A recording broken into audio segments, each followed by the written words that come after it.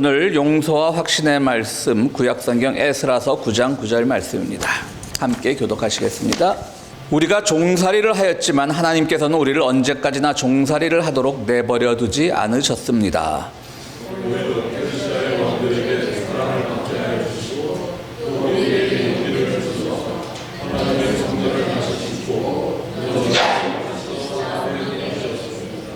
함께 하시겠습니다.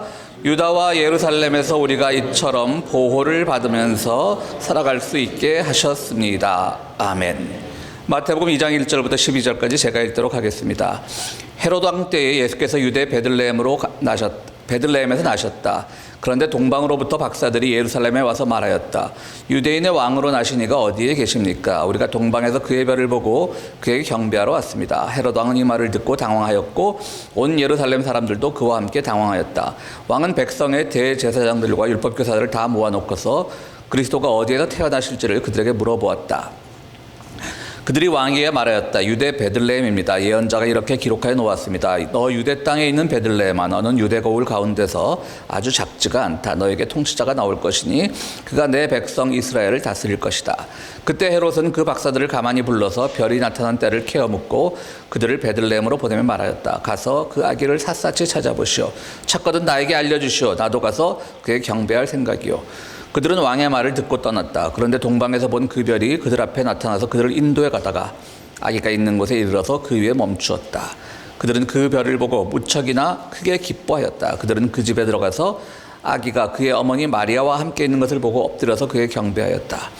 그리고 그들의 보물 상자를 열어서 아기에게 황금과 유향과 모략을 예물로 드렸다. 그리고 그들은 꿈에 헤롯에게 돌아가지 말라는 지시를 받아 다른 길로 자기 나라에 돌아갔다. 아멘. 그리고 마지막 잎새 이런 짧은 단편으로 유명한 미국의 작가 오헨리의 작품 중에 크리스마스의 선물이란 게 있습니다. 여러분들 내용은 대부분 다 아실 겁니다. 어느 가난한 부부가 있었는데 이 아내는 굉장히 아름답고 긴 머릿결을 갖고 있었고요. 또 남편에게는 오랫동안 가지고 있던 아주 값비싼 은시계가 하나 있었습니다. 그런데 아내는 이제 크리스마스가 되니까 남편에게 뭔가 선물을 해주고 싶었습니다. 남편이 그 좋은 시계를 갖고 있으면서도 시계줄을, 낡아서 시계줄이 없어졌는데 시계줄을 다시 해줄 능력이 안 되는 겁니다. 돈이 없는 겁니다. 그래서 아내는 이번 크리스마스에는 반드시 남편의 그 멋진 은시계에 시계줄을 하나 만들어줘야 되겠다. 오헨리가 살던 시절이니까 그 당시 이 소설에 보면 아파트 렌트비가 주당 7불, 하루 7불도 아니고요. 주당 7불, 뭐 1900년대 초반이겠죠. 뭐 아니면 대공황 때일 수도 있는 것이고요. 그런데 이들은 뭐 하루에 겨우 몇십 점 버니까 굉장히 살기 어려운 사람들이었던 거죠. 그런데 아내에게는 정말 자랑할 것이 길고 아름다운 머릿결이 있었습니다. 그래서 그 머릿결을 잘라 팔기로 했습니다. 제가 어릴 때에도 그 가발 산업 때문에 그랬던 건지 몰라도 동네에서 이렇게 머리카락 삽니다라고 하는 분들이 많았어요. 그래서 어릴 때 그걸 보고 요즘은 없지만 뭐 지금 뭐 인공모도 많이 만들지 않습니까? 제가 머리결 얘기하니까 좀 이상하긴 하네요. 제가 머리결 얘기하니까. 그래서 이제 그 머릿결을 팔았는데 주당 7불 하던 그 아파트 렌트비 시절에 얼마나 그 머릿결이 아름다웠으면 여인이 판 그 머리값이 20불을 받은 겁니다. 20달러를. 그래서 아주 멋있는 남편 은시계에 딱 맞는 그 시계줄을 사갔는데요. 뭐 잘 아시죠? 그 얘기. 근데 남편은 또 아내의 그 이쁜 머릿결을 좀 더 돋보이게 하고 싶어서 또 아내 그 머릿결에 맞는 또 머리핀, 아주 예쁜 머리핀을 사와서 둘이 선물을 교환하는 것이죠. 그런데 둘 다 쓸모가 없습니다. 남편의 시계는 이미 전당포에 맡겨진 지 오래고 아내의 머릿결은 남편의 시계줄을 위해서 잘려서 팔려진 지가 오래이기 때문입니다. 즉 머리핀을 꽂을 데가 없는 것이고 시계줄을 채울 시계가 없었던 것이죠. 그런데 오헨리는 이렇게 말합니다. 이 소설을 어떻게 끝맺고 있는 모양이 끝나냐면요. 선물을 주고받는 모든 사람들 가운데 이들이 가장 현명하다. 어디에도 이들보다 현명한 이들은 없다. 바로 이들이 동방박사이다. 라고 이 소설은 끝맺고 있습니다. 그러니까 우리는 이제 크리스마스 선물이라고 이 소설의 제목을 알고 있는데 원제목은 크리스마스 선물이 아니라 동방박사의 선물입니다. 그러니까 동방박사가 오헨리에게 굉장히 아주 큰 기쁨과 충격과 또 많은 메시지를 준 것 같습니다. 동방박사 하면 황금과 유향과 모략이라고 이제 우리 오늘 읽은 본문에 나와 있지 않습니까? 그런데 보면 이제 설교가들은 그 황금은 뭘 상징하고 황금은 불을 상징하고 유향은 향기, 세상을 향기나게 하고 모략은 주로 시체를 방부하는데 그 막는 방부제로 쓰였기 때문에 세상에 어떤 썩는 것을 막는 그런 예수님의 오심의 의미다라고 해석을 하는데요. 굳이 틀렸다고는 할 수 없지만 또 그렇게 굳이 그 성경에 쓰여진 그걸 가지고 굳이 그런 것은 해석을 또 붙일 필요는 없습니다. 아마도 페르시아에서 가장 진귀하게 여기던 것이겠죠. 여러분은 갓 태어난 아기한테 시체 방부제용 모략을 주는 것이 뭔 의미가 있겠습니까? 세상의 썩음을 방지하기 위한 그런 의미가 있다라고 하더라도 일단 받는 사람 기분 나쁠 수도 있죠. 갑자기 왜 또 33년 뒤에 예수님께서 십자가에 달려서 돌아가실 걸 예측하는 것도 아니고 말이죠. 어쨌든 그 의미 자체는 크게 의미를 부여하지 않아도 됩니다. 그런데 이제 오헨리는 뭐라 그랬냐면 상대방에게 필요 없는 선물을 준 거잖아요. 시계줄은 이미 필요 없어졌고 머리핀도 필요 없어졌고 근데 동방박사의 선물이라고 이름 붙였어요. 그러니까 오헨리 역시 동방박사가 이들의 아기 예수에게 바친 이 선물도 사실은 필요 없는 거라는 그 뉘앙스로 소설을 끝맺지 않았나 저는 이렇게 생각을 해봅니다. 그렇죠. 사실 지금 말씀드렸듯이 갓 태어난 아기에게 황금이 필요가 있겠습니까? 그러나 가장 아름다운 선물이라고 했듯이 동방박사의 그 의미는 이 선물에 있는 것이 아니라 먼 길에서 온 것 뜻에요. 그 의미가 있는 것이죠. 이처럼 동방박사는 하나의 우화적인 이야기이지만 그러나 많은 그런 문학가들이 여기서 감명을 받고 오헨리처럼 동방박사의 선물이라는 소설을 쓰기도 하고요. 또 우리가 황무지라는 시 유명하지 않습니까? 시는 다 못 외워도 한 구절은 다 아시잖아요. 뭐죠? 4월은 잔인한 달 했던 그 T.S. 엘리엇의 황무지라는 시를 쓴 그 T.S. 엘리엇도 바로 동방박사의 순례길이라는 그런 시를 쓰기도 했습니다. 또 반다이크라고 하는 사람도 동방박사로 이야기를 썼고요. 프랑스의 유명한 문필가였던 미셸 트루니유도 동방박사라는 이야기를 썼습니다. 반다이크와 미셸 트루니유의 이야기에는 세 명이 아니라 네 번째 동방박사가 등장하는 그런 특징도 가지고 있습니다. 자, 이 동방박사는 원어로 보면 마기라고 되어 있습니다. M-A-G-I. 그러니까 이 마기는 오늘날 매지션입니다. 마술사입니다. 그런데 오늘 우리가 갑자기 이 팔뚝에서 비둘기가 한 마리 튀어나오고 스카프가 꽃으로 변하는 그런 마술사가 아니라 그 마기라고 하면 페르시아. 이 사람들이 이제 페르시아 사람들로 추정이 되는데요. 페르시아는 당시 굉장히 강대국이었죠. 물론 기원전 4세기에는 그리스를 꺾은 강대국이기도 했습니다. 근데 그때에 버금가는 그런 힘은 없지만 예수님 오실 때도 여전히 강대국이었죠. 한창 잘 나갈 때 페르시아가 그리스 꺾고 스파르타 꺾고 할 때 그 영화가 300이라는 영화 아실 겁니다, 여러분. 건장한 남자들이 위통을 벗고 전쟁하는 영화였습니다. 그것이 이제 페르시아가 아테네를 꺾을 때 영화인데요. 아테네가 아니라 스파르타를요. 그런데 이제 그 예수님 오실 때 조금 축소됐지만 여전히 강대국은 강대국이었던 거죠. 페르시아에서는 이제 마기들, 매지션이니까 이 사람들은요, 요즘 말로 하면 점성술사들입니다. 그러니까 하늘의 별을 보고 점을 치는 사람들이죠. 지금 2000년이 현대 로켓가 날아다니는 이 시대에도 우리가 점성술을 굉장히 인기를 얻고 있는데요. 2000년 전에는 대단했겠죠. 점성술사라 하면 과학자인 동시에 별을 연구하니까요. 또 철학자인 동시에 별을 가지고 세상에 또 역사학자이기도 하고요. 그 당시 최고의 엘리트들이죠. 그러니까 이들을 마기라고 불러온 것은 사람들이 아마도 페르시아 계통의 페르시아에서 온 그런 점성술사들, 매지션이 아니었겠나 이렇게 추정들을 하고 있습니다. 그러면 왜 하필이면 이 동방박사 이야기는 마태복음에만 나오는데 왜 이 동방박사 페르시아 사람들을 마태복음에 집어넣었을까? 아마도 이스라엘 사람들에게는요, 페르시아가 굉장히 향수가 깊은 그런 도시라고 생각을 했던 것 같습니다. 당시 로마의 지배하에 있었지만 로마 사람들보다는 페르시아의 지배를 받을 때가 훨씬 낫다고 하는 것이죠. 페르시아의 지배를 받을 때는 언제냐면 기원전 한 6세기, 5세기경이죠. 이스라엘 사람들이 다 바빌론에 포로로 끌려갔단 말이죠. 그리고 다시 페르시아로, 바빌론이 워낙 강대국이니까 평생 거기서 이제 노예살이 할 줄 아는데 60년. 지나고 보면 짧은 세월이죠. 그 당시는 굉장히 괴로운 긴 시절이었겠지만 60년, 70년 만에 이스라엘 사람들이 바빌론으로 끌려갔다가 다 이스라엘로 돌아가요. 그걸 누가 내렸냐면 다시 당시 그 지역의 패권을 잡았던 페르시아가 이스라엘 사람들을 보내준 거예요. 고레스라고 하는 왕이.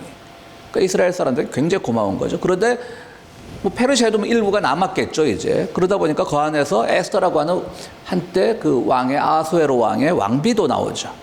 근데 그때 사람들이 너무 이제 유대인들이 페르시아 안에서 권력이 막강해지니까 그들을 이제 이간질해서 전 몰살을 시키려고 그랬던 것이죠.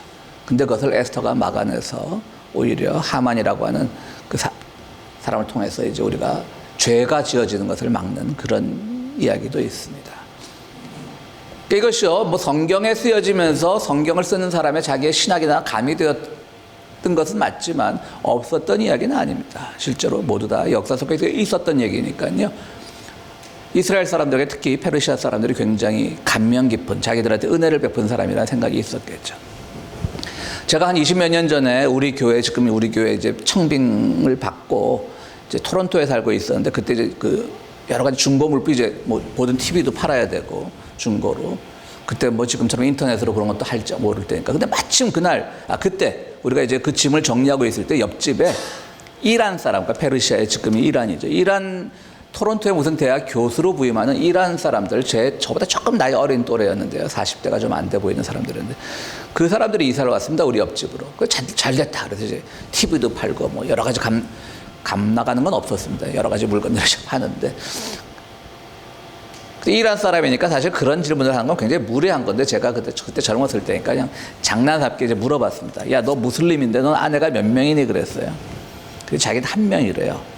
근데 다행히 이 사람들이 굉장히 선하고 착한 사람들이었어요. 그러니까 제가 무례한 질문을 했지만 불쾌하게 생각하지 않고 웃으면서 한 명이라고 그러더라고요. 당신 착한 사람이구나, 내가 그랬어요. 그랬더니 갑자기 자기 집에 가고 자기 와이프를 막 불러더니 봤지 이 사람이 나보고 착한 사람이래, 나 이런 사람이래. 그러니까 자기는 자기 아내 하나만을 사랑한다는 의미인 거죠. 그걸 아내한테 자랑하고 싶었던 거예요. 이 사람이 나보고 착한 사람이래, 그러던 거예요. 근데 그 사람이 이번에 나한테 질문을 하는 거예요. 넌 뭐 하는 사람이냐 그래서 난 기독교 목사인데 지금 LA에 있는 교회에서 청빙받아서 부임하러 가는 길이라 이제 물건을 판다 그랬더니, 이 사람이 또 뭐라 그러냐면요, 너 우리가 살려준 거 알지? 그러더라고. 이게 뭐냐면 바빌론에서 포로로 페르시아 고레스 왕이 다 이스라엘 그러니까 그들은 이제 뭐 우리가 기독교가 유대교와는 다르지만 어쨌든 구약에 있던 유대교의 전통을 우리가 이어받은 건 맞잖아요. 같은 셈족 종교로서. 그러니까 너 우리가 살려준 거 알지? 그러더라고. 그러니까 에스더 얘기.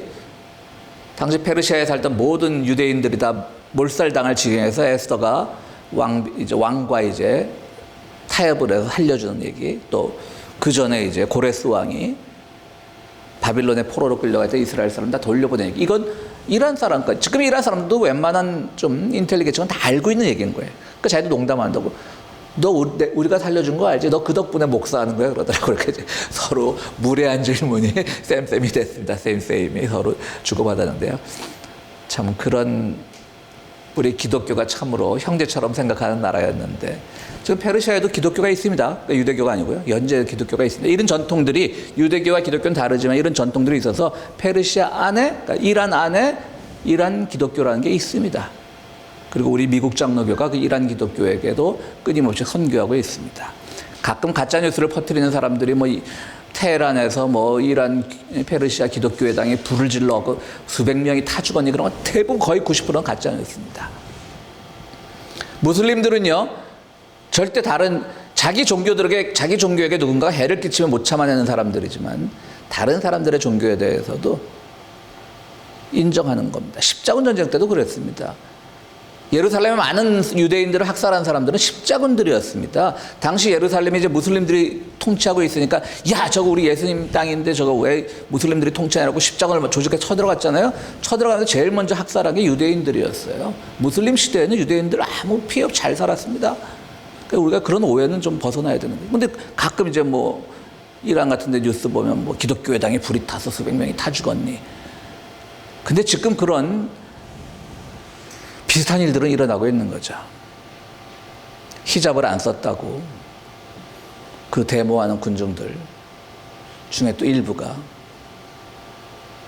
즉결 사형을 당하고, 또 최근에는 20대 젊은 여성이 그 시위에 나갔다가 공개 교수형을 당하고 말이죠. 참 우리와 가까웠던 페르시아고, 물론 이란이 현대 이란이 갖고 있는 뭐 억울한 면도 없잖아 있겠죠. 미국과의 사이에서 제재가 계속되고, 그럴수록 더 자기들 국민을 보듬고 안고 가야 되는데, 저는 그 이란 축구팀이 이번에 막 그들의 국가 제창할 때도 안 불렀잖아요. 그 축구팀들 돌아가서 안녕한지 모르겠어요. 지금 이런 분위기에서 하여튼 여러분들 페르시아를 위해서 많이 기도 부탁드립니다. 하여튼 페르시아에게 가까운 나라였습니다. 그런데 이제 예수님, 그들 중에 이제 유명한 3명의 학자가 별을 보고 찾아오는 거예요. 그래서 그 별을 보고 찾아온 건요, 뭐 결과적으로는 우리 기독교 중심으로 보면 아기 예수를 경배하러 왔지만요, 그들에게는 그것이 하나의 순례의 길이었습니다. 영적 구도를 향해 가는 길이었습니다. 그래서 오늘은 그 순례라는 데 초점을 맞추고 한번 얘기를 나눠볼까 하는데요. 첫 번째 순례의 목적은요, 뭡니까? 여러분들, 순례는 방향이 중요한 겁니다. 물론 목적지가 있습니다. 뭐 우리 교인들도 산티아고 갔다 오신 분들 계신데 거기 가면 목적지가 분명하긴 하지만요, 목적지보다는 그 방향을 찾아가야 되는 것이죠. 우리가 인생을 순례라고 생각할 때 우리는 항상 뭔가를 이루려고 생각을 합니다. 그러나 그것은 방향, 옳은 방향으로 나가는 길입니다. 그 길은 어렵고 힘들 수도 있습니다. 어쩌면 덧없어 보일 수도 있습니다. 아까 말씀드렸던 T.S. 엘리엇의 동방박사의 여행이라는 그 시를 보면요, 이런 말이 나옵니다. 밤에 피운 모닥불은 잦아들고 쉴 곳은 없는데 도시들은 저기를 품고 작은 마을들은 불친절하고 시골 동네는 더럽고 높은 값을 매기고 참으로 어려운 길을 걸었네. 결국은 밤을 새워 가기로 했네. 토막잠을 자는 동안에도 우리 귀에 앵앵거리는 소리가 떠나지 않았네. 이 모든 일이 헛되다고 이르는 소리. T.S. 엘리엇의 그 동방박사의 여행이라는 시의 내용인데요. 그렇습니다. 힘든 길을 가는데 가장 힘든 게 뭔지 아세요? 너 그 길을 왜 가고 있니? 헛돼! 이런 것들이 우리를 힘 빠지게 하는 거죠. 우리가 옳다고 생각하면 가야 되는데 항상 그것에 뭔가 채워지는 게 없고, 이거 갔으면 좀 결말이라도 있어야 되는데 항상 우리가 생각하는 방향으로 세상과 역사는 반대 방향으로 가고, 그러면 너 왜 그러고 사니? 라고 하는 그런 소리가 자꾸 우리 귀에 앵앵거리는 거죠. T.S. 엘리엇은 잘 잡아놨다고 생각을 합니다. 그 동방박사의 순례길의 첫 번째 의미는요, 목적지를 향해 간 게 아니었습니다. 물론 베들레헴에 머물렀습니다. 목적지를 그들이 알았다면 베들레헴까지 갔겠죠. 근데 몰랐기 때문에 예루살렘까지 가서 헤롯 왕을 만난 겁니다. 그런데 우리가 이런 별을 보고 왔는데 왕이 태어난다고 해놓았는데 어딘지 아십니까? 그러니까 헤롯 왕이 막 옆에 이제 제사장이나 성서학자들을 불러서 야, 뭐 구약에 예언된 거 없냐? 그러니까 이제 스가랴서에 나오는 말씀 가지고 예언된 게 있습니다. 베들레헴에서 난다고 했습니다. 그러니까 이 동방박사들도 그때 깨달은 거죠. 목적지가 여기가 아니었구나. 우리는 예루살렘이 그 나라의 수도니까 이 별이 마지막 닿는 곳이 여긴 줄 알았는데 그곳이 아니었구나 라고 생각을 하면서 그 길을 해서 베들레헴까지 가서 마구간에서 예수님을 만난 거죠. 어쩌면 그들은 헛된 길이라고 생각할 수도 있었겠죠. 그러나 헛된 길이 아니었던 거죠. 왜냐하면 페르시아 별이라는 건 뭐 어느 나라에서 보이지만 어쨌든 페르시아에서도 확인된 그 별이 인도한 곳이 예루살렘에 있던 그 헤롯 왕, 당시 헤롯 왕은 예루살렘에 있던 그 헤롯 왕요, 그때 예루살렘 성전이 건축 중이었습니다. 그 사실은 우리 기독교인 입장에서 헤롯 왕은 굉장히 공공의 적이지만요, 이스라엘 역사에서 굉장히 존경받는 왕입니다. 그때 성전도 굉장히 크게 지었고요, 굉장히 화려하고 어느 정도 로마의 식민지나 다름없었지만 로마랑 외교도 잘하고 그래서요. 그 성전 가서 보니까 화려하고 왕궁도 화려한데 거기에 왕자가 태어났다는 소식은 없고, 가서 마구간에 가보니까 얼마나 허탈했겠습니까? 우리가 인생의 목적만을 생각하고 간다면 마구간 같은 목적을 향해 갔을 때 누구나 좌절하고 실망합니다. 왜 사람들이 의롭게 살다가 탈선하고 정반대 길로 걸어가는 사람들이 많습니까? 그들은 예루살렘 왕궁 같은 큰 걸 기대했는데 자꾸 현실은 마구간 같으니까 그냥 자기들이 시험 들어버리는 거죠. 우리는요, 인생 순례라고 하는 것은요, 마구간을 향해 가는 삶입니다, 여러분. 야, 그럼 예수 믿고 축복 받아야 되는데. 축복 받으면 좋죠. 근데 그 축복이 뭐죠? 영적인 축복이어야 되죠. 물질적이고 화려한 그 축복만이 축복이라면 우리는 아예 방향을 잘못 잡은 겁니다. 여러분, 우리의 인생은 마지막에 우리가 정말 죽음에 이르는 순간 초라할지라도 누구에게 부끄럽지 않게 살았고, 누구에게 사랑받고 살았고, 누구를 사랑하며 살았다는 그 목표를 향해 가는 것, 그 방향을 향해 가는 것, 그것이 바로 인생 순례길입니다. 동방박사들은 그걸 보여주고 있습니다. 두 번째로 우리는 인생이란 순례길을 살아갈 때 곳곳마다 뭐 비슷한 얘기는 한데요. 마침표가 아니라 이정표를 잘 따라가야 됩니다. 이 동방 박사들은 헤롯을 마침표로 알고 갔다가 이정표구나, 이것이 아니구나, 이 사람이 말하는 걸 보고 샅샅이 뒤져서 아기 누가 왕 같은 사람이 태어나면 우리에게 알려달라. 그거는 오히려 반면교사로서의 이정표가 되어졌던 거죠. 아, 이 사람 믿을 사람이 못 되는구나. 저는 여러분 잘 알다시피 좀 이렇게 좀 가진 것도 없이 교만해가지고 누구를 존경하느냐 뭐 이러면 참 대답이 난감할 때가 많거든요. 그렇다고 뭐 모든 사람들이 다 하듯이 뭐 간디요, 뭐 김구요, 뭐 또 살아있는 분들에도 누구의 영향을 받았냐라고 질문받았을 때도 저는 참 난감한데요. 근데 제가 삶의 이정표로 삼는 것 중에 하나는 딱 있습니다. 누구를 따라가야지, 누구를 벤치마킹 해야지, 누구를 내 모델로 삼아야지, 누구를 내 멘토로 삼아야지, 그런 건 제가 잘 못하지만 저렇게 되지 말아야 되지 않은 반면교사는 저는 잘 따릅니다. 누군가가 나이 먹어가는 모습을 보고 저렇게 되지 말아야지. 누군가가 자기의 물질을 잘못 사용하는 사람을 보면 저렇게 되지는 말아야지. 누군가의 삶의 자세를 보고 저렇게 살지는 말아야지 하는 것이 반면교사도 굉장히 저한테는 큰 이정표가 됩니다. 여러분들은 무엇을 이정표로 삼으십니까? 여러분들의 인생에 있어서 존경하는 분들이 있을 수 있습니다. 가족의 구성원 중에 될 수도 있고, 학창시절의 스승이 될 수도 있고, 또 많은 뭐 선배들, 동료들에게서부터 뭐 우리 공자님 말씀하시기를 3명이 걸어가면 반드시 그 중에 1명은 스승이란 말도 있듯이 살아가다 보면 스승인데요. 그 스승 중에는 본받을 스승도 있지만 반면교사도 뒤집어서 나에게 교사 역할을 해준 사람도 있다는 거죠. 어쨌든 무엇이 됐든 간에 우리는 이정표를 잘 따라가야 되는데 그 이정표를 무엇으로 삼을지를 잘 따라가야 되는 거예요. 오늘날 정보의 홍수 시대에 얼마나 많은 언론들이, 얼마나 많은 유튜버들이 우리를 잘못 안내하고 있습니까? 그걸 우리 이정표로 삼으면 우리 끝에는요, 정말 마구간 같은 그런 초라함이 아니라, 그런 성스러운 초라함이 아니라 진짜로 초라한 결론만이 맺게 됩니다.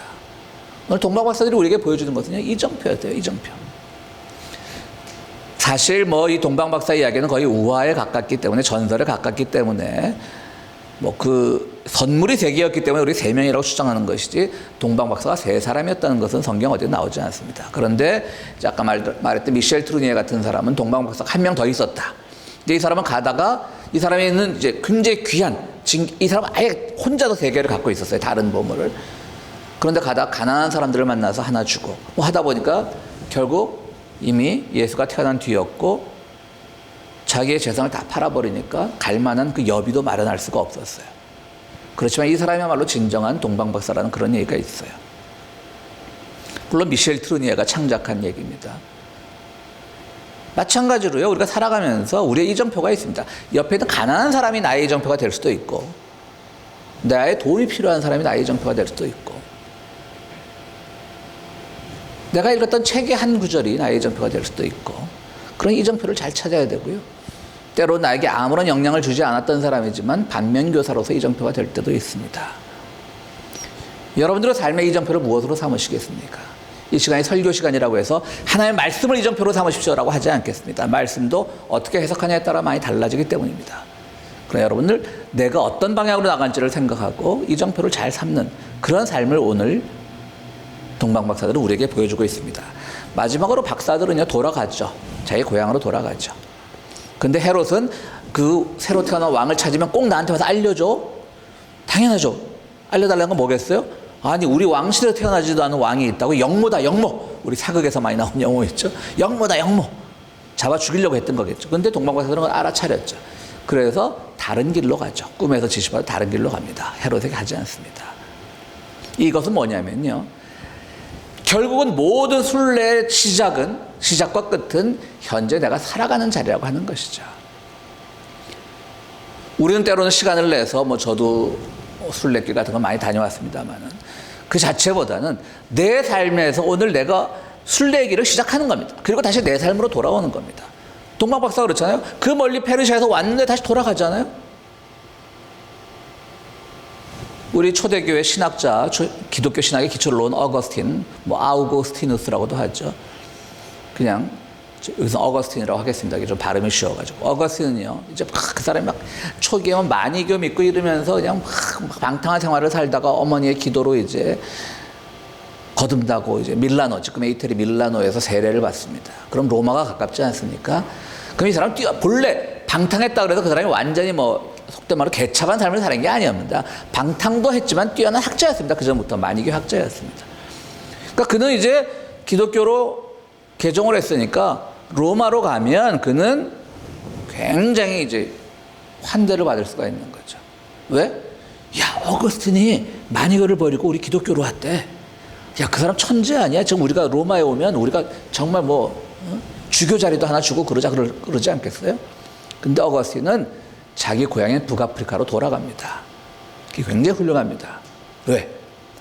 내가 그때부터 뭐가 잘못돼서 내가 머리는 좋은 학자였지만 방탕의 일로 가게 되었는지, 어느 지점에서 내가 뭘 잘못해서 만이교 같은 신앙에 빠지게 되었는지를 처음부터 고민하기 위해서 갔던 거예요.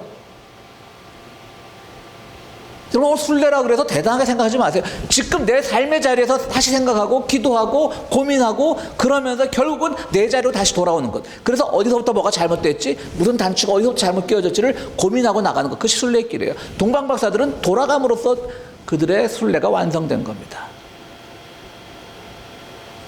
우리 성탄절이 다음 주 성탄주일인데요. 동방박사 이야기를 보면서 우리 인생은 순례길이라는 것이죠.